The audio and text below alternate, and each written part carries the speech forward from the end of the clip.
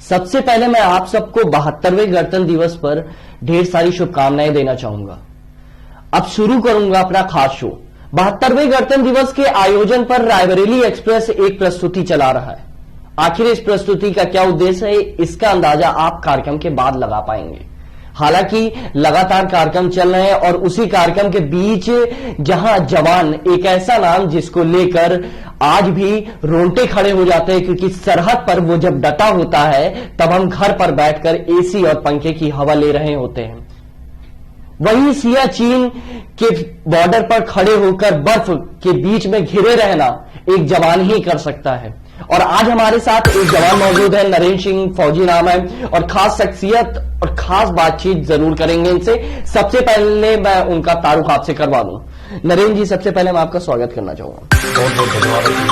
और इस रायबरेली एक्सप्रेस की तरफ से आपको सैल्यूट के आप लोगों ने काफी मेहनत किया है ताकि हम लोग अपने घर पर सुरक्षित हैं। अखिल जी, सबसे पहले मैं आपके चैनल के द्वारा समस्त देशवासियों को और हमारी सीमा में डटे हुए सभी जवानों को इस 72वें गणतंत्र दिवस की हार्दिक शुभकामनाएं और बधाई देता हूं। क्योंकि अखिल जी, आज हम लोग 72वां गणतंत्र मना रहे हैं, इसके लिए हमारे जवानों ने, हमारे क्रांतिकारियों ने इसके लिए अपना खून और पसीना दिया, जिसकी वजह से आज हम लोग चैन की जिंदगी जीकर आज बड़े गर्व के साथ झंडा फहराते हैं। नरेंद्र जी, अगर मैं आपके पर्सनल परिचय की बात करूं तो प्लीज बताइए और कैसे क्या था, कुछ भी जानना चाहूंगा। अखिल जी, जब हम लोग क्लास 12 में पढ़ रहे थे तो हमारे बैसवारे के क्षेत्र में एक लगन लगी होती है हमारे जवानों में, हमारे नवयुवक होते हैं। जब आप यहाँ से रायबरेली से पश्चिम साइड जाएंगे, कभी आप गए होंगे शाम को या सुबह निकलते होंगे, तो वहां पे हमने देखा है बच्चों में एक जोश, जज्बा होता है कि बहुत सारे लोग अपने सिविल सर्विसेज में अपना इंटरेस्ट दिखाते हैं। लेकिन ये हमारे बैसवारे के क्षेत्र में आपने देखा होगा कि सेना में जाने का वहां से सुबह होती है 4 बजे से 5 बजे सुबह, बच्चे रोडों में नंगे पैर उस सेना की तैयारी के लिए अपना रनिंग करना, फिजिकली फिट होना, ये सब उसकी एक तैयारी शुरू हो जाती है। और जहां बच्चे 10 क्लास पास होने के बाद क्लास 12 में जाना, उसके बाद सुबह शाम की तैयारी शुरू हो जाती है। मतलब ये समझिए कि उनके अंदर एक लगन लगी रहती है, एक सनक सवार होती है कि हमको देश के रक्षा के लिए अपनी फौज में जाना है। तो कैसा अनुभव रहा आपका अगर सेना में बात करें? हमने सेना में अपनी 16 सालों की सेवा दी है और अपनी सेना पर, अपने देश पर हमें फख्र है। सबसे बड़ी चीज जो मैं आज हूँ, आपके सामने हूँ, ये हमारी सेना की बदौलत है। और मैं सेना ने जो हमें दिया है उसका मैं कभी नहीं पाता और अपनी सेना को, अपने सेना के जवानों को मैं सैल्यूट करता हूँ। कोई खास अनुभव रहा हो 16 साल के अंतराल में? क्योंकि 16 साल का जो अंतराल होता है वो कम नहीं होता है, कई ऐसे अनुभव रहे होंगे। वो अनुभव मैं चाहूंगा कि हमारे दर्शकों को आप बताएं, क्योंकि बहुत कम ही क्षण होते हैं कि लोग मिल पाते हैं ऐसे फौजियों से। बिल्कुल अखिल जी, मैं बताना चाहूंगा कि आजादी के बाद, चाहे वो 62 की लड़ाई रही हो, चाहे 65 की लड़ाई रही हो, चाहे 71 की लड़ाई रही हो, जी, तो वो तीनों लड़ाई लड़ने का तो सौभाग्य नहीं प्राप्त हुआ। लेकिन हम लोग 97 में इनरोल हुए, 99 में जब कारगिल युद्ध हुआ था जी, तो उस टाइम हम लोग एक सेना की बख्तरबंद टुकड़ियों में अपनी जिम्मेदारी को निभा रहे थे। और वो दौर हुआ करता था कि जब लोगों का मनोबल ऊंचा करना, ट्रेन में जब जाते थे छुट्टी। और अखिल जी, सबसे बड़ा एक ये मूवमेंट था जी, कि जब उस लड़ाई की शुरुआत हुई थी मई में, जी, कारगिल, तो कारगिल युद्ध की लड़ाई जी, शुरुआत होने ही वाली थी जी, तो 6 मई को हमारी शादी थी। तब वो चिट्ठी आती है, वो टेलीग्राम आते हैं। उस टाइम तो थोड़ा सा सूचना की, संसाधनों की कमी की वजह से वो टेलीग्राम उस टाइम बहुत महत्वपूर्ण बात होती थी। टेलीग्राम आते हैं कि आपको अर्जेंटली आना है। तो वो मोमेंट होता था कि शादी होना, शादी के बाद 2-3 दिन भी घर ना रह पाना, तो वो हमारे लिए, अब हम ये दुर्भाग्य की बात नहीं कह सकते, ये हमारे लिए सौभाग्य की बात है। और सौभाग्य की बात यह है कि हमें उस देश के लिए एक सिपाही बनकर उस देश के लिए तैयार रहना है। क्योंकि एक मैं 2 लाइनों में अपने सैनिकों को अपनी लाइनें समर्पित करना चाहता हूं। मुझे न तन चाहिए न धन चाहिए, अमन से भरा ये वतन चाहिए, जब तक जीऊं इस वतन के लिए, और जब मरूं तो तिरंगा कफन चाहिए, और जब मरूं तो तिरंगा कफन चाहिए। हर सैनिक की दिली इच्छा होती है कि 100 साल जीने से, 80 साल जीने, 60 साल जीने से अखिल जी अच्छा होता है कि मैं 2 दिन जीऊं। लेकिन ये बड़े सौभाग्य की बात होती है, क्योंकि मेरा ये आप ये समझ लीजिए कि चाहे वो मेरा गहना हो कि जीते तो बहुत लोग जीते हैं, लेकिन जो तिरंगा ओढ़ के आता है उसका शान, उसकी बात, उसका जो एक जज्बा होता है, वो जुनून होता है, जनता जिस तरह उसको सम्मान देती है, वो बात अलग होती है। नरेंद्र जी, कई ऐसे लम्हे रहे, आपने जैसे कारगिल युद्ध की बात करी। कारगिल युद्ध ऐसा युद्ध था जिसको लेकर आज भी गर्व से सीना चौड़ा हो जाता है, क्योंकि उस लम्हे को हम लोगों ने जीता था और आज भी उसकी यादें हम लोगों के साथ मौजूद हैं। पर कुछ ऐसी चीजें रही होंगी, घर परिवार की चीजें, जो वहां पर रहकर, जैसे एक बेटा जब घर से दूर था तो मां का क्या प्यार रहता था।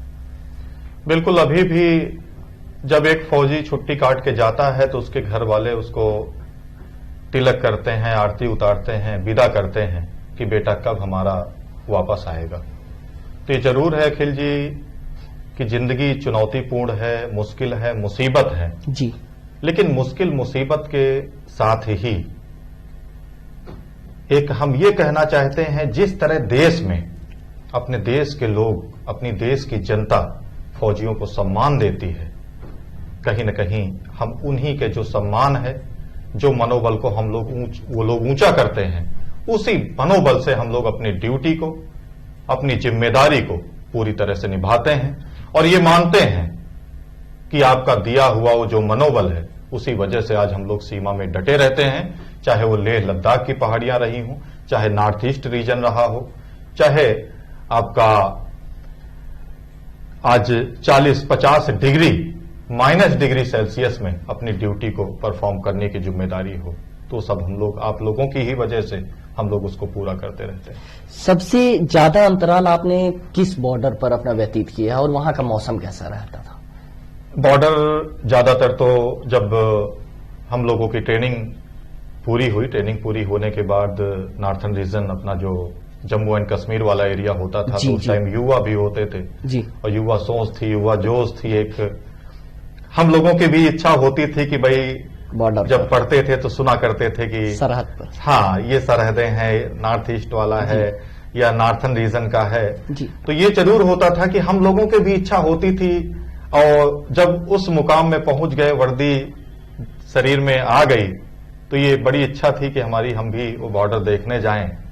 और ट्रेनिंग समाप्त करने के बाद वो इच्छा भी पूरी हुई, रहने का भी मौका मिला, वहां के मौसम से जूझने का भी मौका मिला। कैसा मौसम था? मौसम तो अब हम लोग तो यहाँ पे हैं, बड़े आराम से रह रहे हैं, एक रजाई कंबल इससे रह लेते हैं जी। लेकिन अखिल जी, मौसम बहुत बड़ा चुनौतीपूर्ण रहता है वहां का, चाहे वो बर्फीले, चाहे सर्दी का समय रहे हो। आज आप देखते हैं, आप समाचार के माध्यम से सुनते रहते हैं जी। कि रास्ता बंद हो गया है, रोड स्लाइड हो गई हैं और जिससे जवानों की छुट्टियां बंद हो गई हैं। लेकिन आज के समय में तो गवर्नमेंट ने इतनी सुविधा दी है कि चाहे बर्फ की वजह से भी रास्ते बंद हो जाएं, लेकिन आजकल प्लेन की सुविधा भी है, बहुत सारी सुविधाएं हैं जिससे हम लोगों की छुट्टी वगैरह में कोई दिक्कत नहीं होती है। लेकिन हाँ, जब हम लोग थे उस टाइम तो ये थोड़ा सा दिक्कतें आती थी। 10 दिन 15 दिन हो सकता था कि बर्फबारी की वजह से कहीं जवाहर टनल बंद हो गई, तो इस तरह की दिक्कतें आती थी। बचपन में अचानक से तो सोच आई नहीं होगी, कुछ ऐसी ललक रही होगी, कोई ऐसा अनुभव रहा होगा जिसको लेकर आपने सोचा हो कि नहीं, मुझे फौजी ही बनना है, मुझे अच्छा, अपनी माँ के सपूत के अलावा भारत माँ का सपूत भी बनना। बिल्कुल, बहुत अच्छा सवाल निखिल जी, कि याद है कि हमारे पिताजी भी सौभाग्य से सेना में थे जी, जी। और जब वो ड्यूटी में हुआ करते थे तो उनकी फोटो देखकर, चाहे उनकी वर्दी देखकर एक बचपन से ही एक ललक थी जी। कि मैं भी सेना में जाऊंगा। लेकिन हमारे पिताजी ये नहीं चाहते थे, वो पढ़ाना चाहते थे, पढ़ लिख के अपने उस सेना में नहीं जाने देना चाहते थे। लेकिन अब क्या करें, ये समय था, वो जोश था, वो जज्बा था कि काट चुका था। हाँ, वहीं पे ही हमको जाना था जी। और आज 16 साल सर्विस करने के बाद आपके बीच में हूं। माता जी का क्या रुख था जब आपने ये निर्णय लिया और पिताजी ने ये कहा होगा कि नहीं तुमको पढ़ाई करनी है बेटा? माता जी का क्या रुख था उस समय? माता जी हमेशा हमारे मनोबल को ऊंचा करती रहती थी। हाँ, ये जरूर था कि माता है, माता का दिल होता है कि बच्चे हैं, हमारे बच्चे खुश रहें, तकलीफ में ना रहें जी। लेकिन माता जी को हमेशा कहता था, मम्मी ये सब चीजें सब होता है, जिसको नहीं रहना है तो कहीं रोडों में भी नहीं रहता है, लेकिन जिसको रहना है तो बहुत बड़ी बड़ी पहाड़ियों से भी, एवरेस्ट से भी चढ़ के उतर आता है। तो ये तो सौभाग्य की बात है कि लेकिन हमारी माता जी ने हमेशा मेरा मनोबल ऊंचा किया है और सेना में जाने के लिए प्रेरित करती रहती थी और प्रेरणा देती रहती थी। मैं बात करूंगा आपकी धर्मपत्नी की। जी। एक बेटी आपके घर आई और उसको पता चला कि अब 3 दिन बाद उनके पति जा रहे हैं। जी। क्या देखने को मिला? आंखें पड़ी होगी आपने? सभी लोग जानते हैं कि जब लड़ाई की घोषणा होती है कि जो जाता है पता नहीं कब वापस आए कि ना आए। जी। वो आंसू थे, वो दर्द था। हम भी जब ट्रेन में बैठे थे तो आंखों में आंसू थे, लेकिन कहीं ना कहीं एक अपने आप में गर्व भी महसूस होता था, अपने आप में फक्र भी महसूस होता था कि मैं जा रहा हूं और अपने इस देश के लिए कोशिश करूंगा कि जा तो रहा हूं लेकिन वापस ना आऊं। जब वापस आऊं तो तिरंगा उड़ के आऊं। लेकिन ये तो सब ऊपर वाले के ऊपर होता है। बड़े सौभाग्यशाली हैं वो लोग जो गए तो लेकिन तिरंगा उड़ के आए। कुल मिलाकर अगर परिवार की बात की जाए तो कब आपने सेना से सेवानिवृत्त लिया जी। और फिर उसके बाद परिवार में पूरी तरह विलीन हो गए? क्या क्या सोच आई थी अचानक से फिर आपको छोड़ना पड़ा? सोच आई थी कि निखिल जी 97 में हम लोग इनरोल हुए थे, उसके बाद 2014 में हम लोग वहां से वीआरएस लिए और उसके साथ साथ एक ये भी था कि हमने देश की सेवा की है और एक अपने आप में ये भी फील करता था मैं कि पहले देश की सेवा की, अब मैं अपने समाज की सेवा करूंगा, अपने बच्चों के साथ प्रयास करूंगा। ये हमारी सोच थी। कुल मिलाकर बात की जाए एक फौजी का जो जीवन होता है वो कई कठिनाइयों से गुजरता है, वो चाहे पारिवारिक हो चाहे सरहद के हो। कभी अगर ऐसी कभी सूचना आई हो, कभी सरहद पर जंग होने वाला हो या कोई आदेश अचानक से आके रुक गया हो, कुछ ऐसा रहा हो? इस तरह की चीजें आती रहती हैं और ये तो सामान्य है कि चाहे सेना में लड़ाई लगे या ना लगे, लेकिन हमारी सेना हमेशा लड़ाई के लिए तैयार रहती है। इस तरह के एक्सरसाइजें चलती रहती हैं, समय समय पर अपनी लड़ाई की तैयारी चलती रहती है और ऐसा कुछ नहीं है कि जब लड़ाई लड़ती है तो उसके लिए हम लोग सब तैयार रहते हैं और हमारे सेना के जवान भी पूरी तरह से, चाहे शारीरिक रूप से हो चाहे मानसिक रूप से हो, हम लोग पूरी तरह से तैयार रहते हैं और दुश्मन को मुंह तोड़ जवाब देने में हम लोगों को कोई देर नहीं लगती है। इस समय हालांकि लगातार देखा जा रहा है सीज फायर किए जा रहे हैं, वो चाहे पाकिस्तान की तरफ से हो वो चाहे चीन की तरफ से कूटनीतिक तरीके से सीज फायर किए जा रहे हो, पर उस समय का क्या? निखिल जी देखिए, ये सीज फायर जो है केवल आज नहीं और काफी दिनों से काफी सालों से ये सब चलता रहा है। बीच में अभी जब से कारगिल वार के बाद ये चीजें थोड़ा सा ज्यादा होना शुरू हो गई हैं कि जो भी एक दोनों देशों का एक आपसी समझौता होता है, मैत्री समझौता जो होता है, उसमें समझौते को तोड़ना, भारत तो हमेशा उन समझौतों को मानता रहा है। आज हम लोग भी बार बार, अब देख लीजिए चीन के साथ हमारी वार्ता हो रही है जी, और इसी तरह पाकिस्तान के साथ भी हमारी वार्ता होती रही है, लेकिन ये ऐसे देश हैं जिनके ऊपर भरोसा करने लायक नहीं रहता। ये बार बार अपने वादों से मुकरते हैं, धोखेबाज हैं और ऐसे गद्दारों के साथ हम तो कहते हैं कि कोई समझौता भी नहीं करना चाहिए, क्योंकि आप देख रहे हैं कि हमेशा चाहे बीच में हो चाहे सुरंग मिली हैं, इस तरह की चीजें पुलवामा बीच बीच अटैक में आती हुआ, ये रहती सब हैं। चीजें। पुलवामा अटैक हुए, बहुत सारे इस तरह के धोखेबाजी के उदाहरण हैं, जीते जागते उदाहरण हैं, जो हम अपने शब्दों से नहीं बता सकते हैं, लेकिन इनका काम यही है।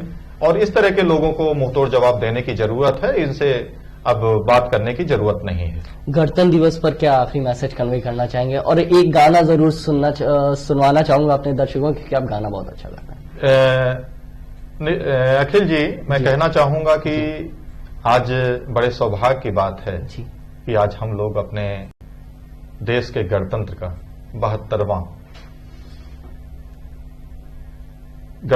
72वां ये पर्व मना रहे हैं। पर्व मनाने के साथ साथ हर व्यक्ति को, हर समाज को, हर देश के नागरिक को ये सोचना पड़ेगा, ये जो 72वां गणतंत्र हम लोग मना रहे हैं, इसको मनाने का सौभाग्य देने वाले, चाहे वो क्रांतिकारी रहे हो, चाहे हमारे देश के सैनिक रहे हो, चाहे स्वतंत्रता संग्राम सेनानी रहे हो, उन लोगों ने हम लोगों को सुख चैन की जिंदगी देने के लिए उन्होंने अपनी जान न्यौछावर कर दी, लेकिन वो सुख नहीं भोग पाए। लेकिन हम सबको ये सोचना पड़ेगा, मंथन करना पड़ेगा, होमवर्क करना पड़ेगा कि जिन्होंने हम लोगों को सुख चैन के लिए अपनी जान दे दी, क्या हम उनके लिए इस तरह के क्या केवल 26 जनवरी 15 अगस्त में ही याद किया जाए? हम तो कहते हैं कि उनके इस कुर्बानी को अपने एक दिल के कोने में, हृदय के एक कोने में हमेशा इस तरह के बलिदानियों को बलिदान हमेशा रखा जाए, उनको याद किया जाए। कोई एक शायरी, एक गाना? अब शायरी तो बहुत नहीं, लेकिन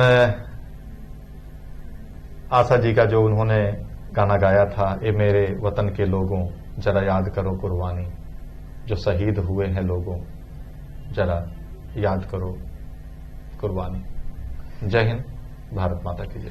सभी दर्शकों का शुक्रिया अदा करना चाहूंगा, आप लोगों ने लगातार हम लोगों का सहयोग किया। और इसी बीच सबसे बड़ी चीज आपको ये बताना चाहूंगा इस गणतंत्र दिवस पर, और आज हम लोगों की जो टीम है, हम लोगों का जो परिवार है, वो 114K, यानी आप समझ सकते होंगे 11 लाख लोगों का परिवार बन चुका है। लगातार हमारी जो परिवार है उस और बढ़ता हुआ जा रहा है, लगातार लोगों का सहयोग हम लोगों से मिल रहा है, और इसी तरह आप सबका प्यार मिलता रहे, इसी तरह हम लोग और आगे बढ़ते रहें। धन्यवाद।